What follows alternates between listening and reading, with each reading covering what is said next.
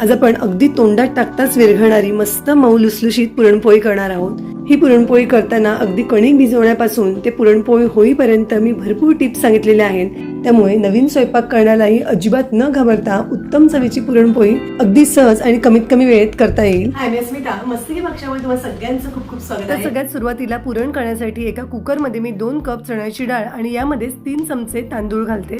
डाळीसोबत असे थोडे तांदूळ घातले की पुरणाला चिकटपणा येतो आणि मग पोळी एकीकडे पुरण एकीकडे असं होत नाही। डाळ स्वच्छ धुवून झाल्यावर यामध्ये डाळीच्या तिप्पट म्हणजे 6 कप मी पाणी घालते। रंगासाठी चिमूटभर हळद घालते, 1 चमचाभर तेल घालते आणि कुकरच्या आपल्याला मध्यम गॅसवर 3 शिट्ट्या करून घ्यायच्या आहेत। कणिक भिजवण्यासाठी 2 कप गव्हाचं पीठ मैद्याच्या चाळणीने व्यवस्थित चाळून घेतलं आहे। यामध्ये अर्धा कप मैदा घातलेला आहे, चिमूटभर हळद आणि थोडं मीठ घातलेलं आहे।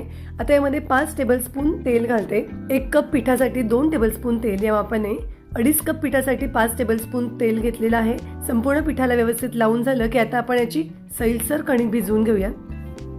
तर साधारण इतपत सैलसर कणिक भिजवलेली आहे। आता यावर झाकण ठेवते आणि पीठ मुरायला ठेवूया। 2 कप चण्याची डाळ होती म्हणून 2 कप गूळ घेतला आहे। यामध्ये 3 चमचे साखर घेतलेली आहे। पुरणही अगदी व्यवस्थित शिजलेलं आहे। एका चाळणीवर काढून घेते आणि यातलं पाणी बाजूला करून घेऊ म्हणजे कटाची आमटी करता येईल।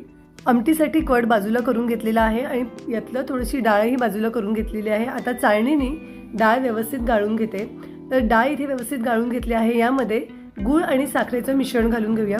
आज आपण 2 पद्धतीने पुरण करणार आहोत। ज्यांच्याकडे मायक्रोवेव्ह आहे त्यांच्यासाठी अगदी 15 मिनिटात कमी मेहनतीत सोप्या पद्धतीने पुरण करता येतं आणि ज्यांच्याकडे मायक्रोवेव्ह नाही त्यांच्यासाठी कुकरमध्ये पुरण केलेलं आहे।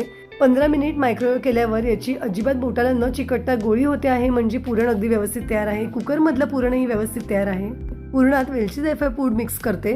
पोळ्या लाटण्याआधी पोळपाटाला असं कापड बांधून घेतलं की पोळ्या सरासर लाटता येतात, पोळपाटाला अजिबात चिकटत नाही। इथे कणिकही व्यवस्थित मुरली आहे। कणकेचा गोळा घेतला आहे, त्यापेक्षा थोडा जास्त पुरणाचा गोळा घेतला आहे।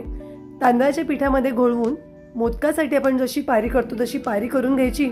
पारी करून झाली की यामध्ये किंचित तांदळाचं पीठ घालायचं, वर पुरणाचा गोळा ठेवायचा, पुरण खाली दाबत जायचं आणि कणिक वर आणत जायची आणि वरच्या बाजूने कणिक अशी बंद करून घ्यायची।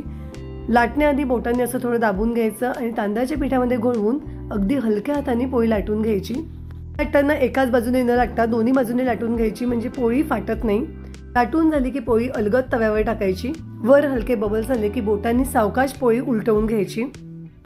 पोळी भाजताना खूप जास्त उलटपलट करायची नाही, फक्त 2दाच उलटवायची। दोन्ही बाजूने तूप टाकून पोळी छान खरपूस भाजून घ्यायची। तूप टाकल्यावर मात्र गॅसची फ्लेम लो करायची। कणकेमध्ये तेलाचं मोहन घातल्यामुळे वरचं कव्हर खूपच खुसखुशीत होतं, अगदी तोंडात टाकताच विरघळतात। आजची पोळ्यांची रेसिपी कशी वाटली नक्की कमेंट करून सांगा। अशा छान छान रेसिपीसाठी नक्की फॉलो करा।